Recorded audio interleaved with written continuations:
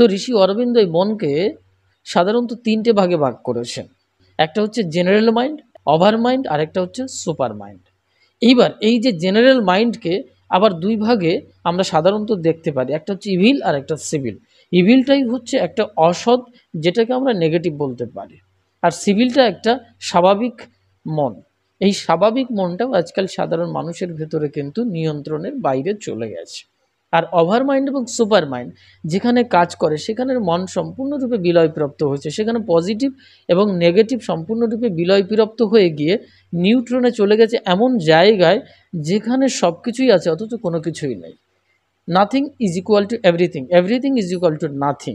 এই জায়গাটায় পরম ব্রহ্মের প্রকাশ, নিরঞ্জন তত্ত্ব প্রকাশিত হয়েছে।